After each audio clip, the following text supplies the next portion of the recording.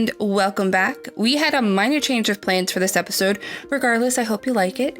A huge thank you to all of those who tuned in for our first episode. We worked really hard to bring this back. So thank you. Today's episode is all about myths and misconceptions surrounding sickle cell anemia, Rare Disease Day, and how you can support sickle cell programs within your region or even us, the American Sickle Cell Anemia Association. Without further ado, I'm Lucy, your host. You're listening to Sickle Talk, and let's talk about sickle cell.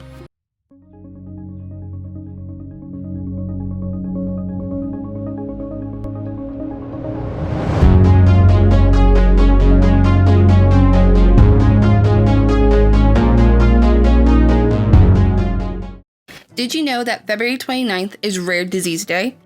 Rare Disease Day is held on the last day of February to raise awareness for rare diseases. Introduced in 2008, it was implemented to help build a community that is global and diverse. It's also meant to assist and work towards equity and equality in healthcare, social opportunities, and access to diagnosis, treatment, and therapies. Sickle cell anemia is considered a rare disease in the United States. However, it is also considered the most commonly diagnosed blood disorder. Now, what's considered a rare disease? Let's look at some numbers. A rare disease is considered rare when it affects fewer than 1 in 2,000 people. 1 out of 365 African Americans or Blacks are diagnosed with disease, and 1 out of 12 are diagnosed with trait. African Americans, Blacks are the most affected race diagnosed when considering other races, but they are certainly not the only ones affected. The next commonly affected populace is Hispanics and Latinos. Sickle cell disease affects 1 out of 16,300. In Ohio alone, about 136 newborns were identified with a disease variant according to the Ohio Department of Health Sickle Cell Annual Report in 2021.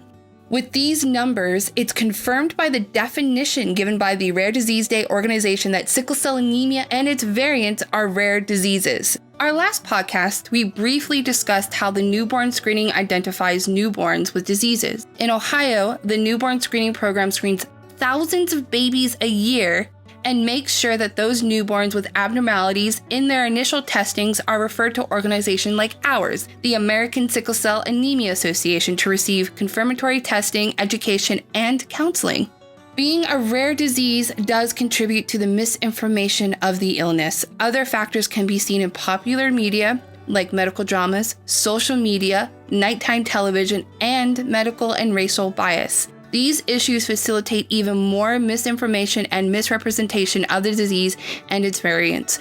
We also touched on this briefly in our last podcast too. The ASCAA was founded because of the mortality and morbidity rates in the African American Black populace here in Ohio. Sickle Talk wasn't only designed with this in mind, but also to make sure that accurate information was readily available in formats easily accessible to the everyday person.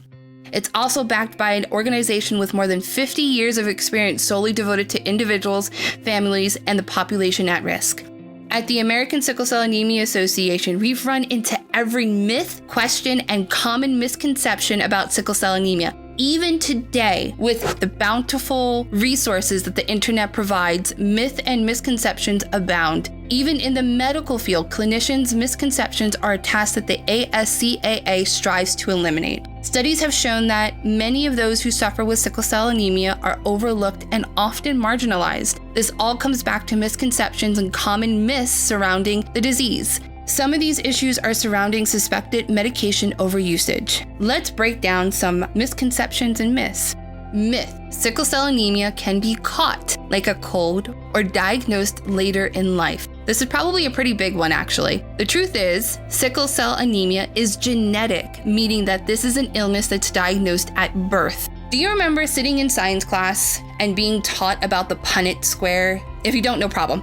We'll break it down. Each cell has a plan. This plan is given out by the genetic code. The genetic code essentially gives instructions to your cells, telling them what to make and what to do. A person, you sitting here listening to, one person has 46 chromosomes. They've got 23 chromosomes from mom, and 23 chromosomes from father. These chromosomes or genes, which are passed through the DNA, tell a body what eye color, what hair color, what biological gender, and what skin color a person has. This also determines what blood type a person has. A mutation is what alters the genetic code and the genes that make an individual unique. Sickle cell anemia is a mutation in those chromosomes. Myth: you must be black to have sickle cell anemia. This is a massive one that we get all the time. Truth is, sickle cell anemia affects all racial and ethnic groups. This myth is our most common one that we encounter almost on a daily basis here at the American Sickle Cell Anemia Association.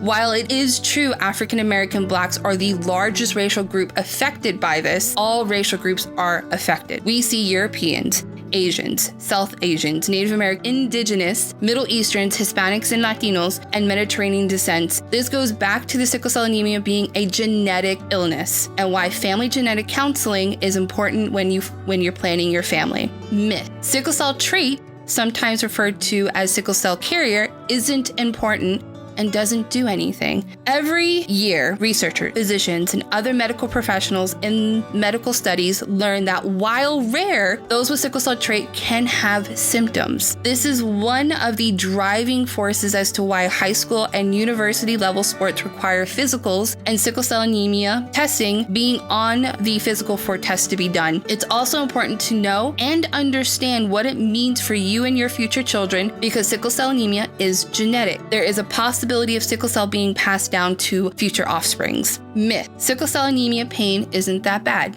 Truth: also known as pain crises or vaso-occlusive pain, it can be really severe, 10 out of 10 on the pain scale. However, pain is subjective. Vaso-occlusive pain occurs when sickled red blood cells block blood flow. It can cause organ, bone, and tissue damage. There are different types of vaso-occlusive pain crisis. Acute chest syndrome or ACS and splenic sequestration falls under this too. Strokes are a common side effect of sickle cell disease, which can present with pain, most commonly severe headaches. Unfortunately, racial disparities hinder pain treatment as well as racial biases rooted within the medical field. Patient advocacy and patient rights are on the forefront of social services supplied by the ASCAA.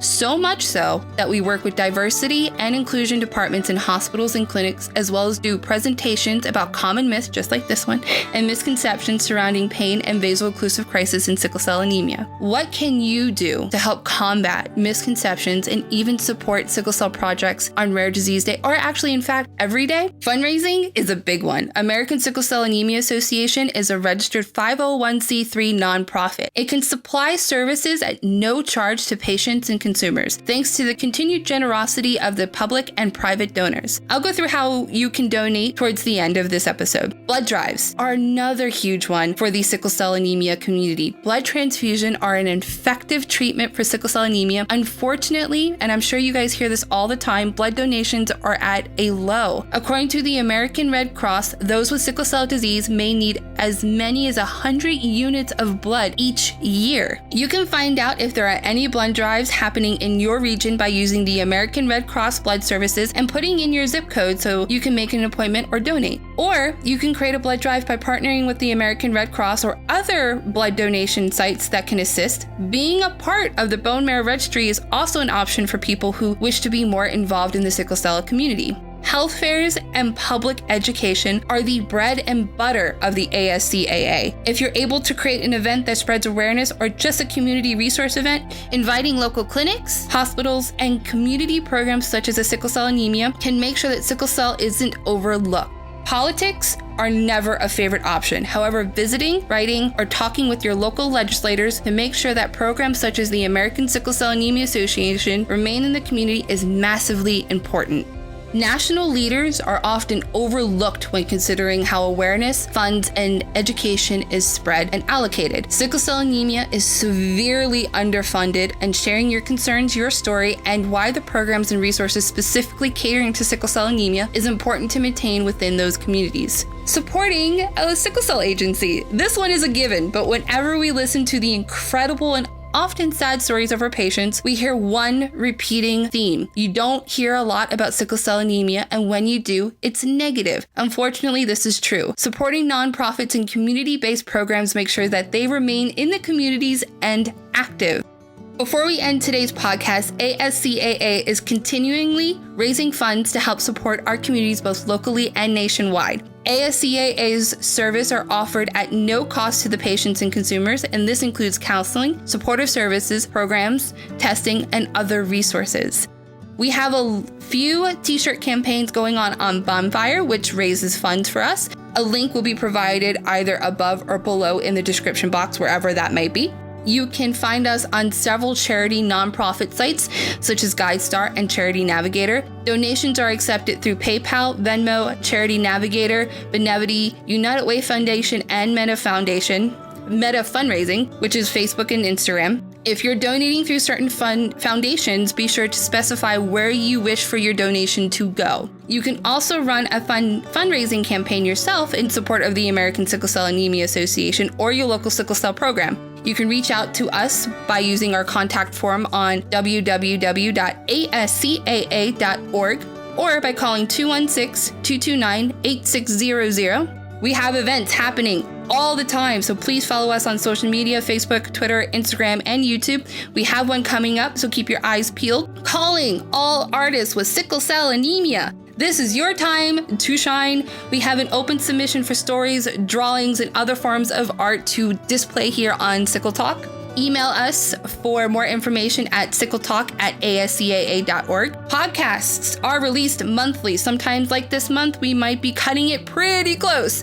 So there are 2 times dedicated to when podcasts are released, either the last Friday of the month or on the last day of the month. I believe that ends our episode today. Thank you guys for joining us. Actually, on a side note, if any of you guys have questions about sickle cell anemia or our organization, American Sickle Cell Anemia Association, you may send your inquiries to sickletalk@ascaa. And until next time, I am Lucy, your host. Thank you for joining me, and you've been listening to Sickle Talk. Sickle Talk is owned and operated by the American Sickle Cell Anemia Association. It's funded by viewers and listeners like you. Thank you.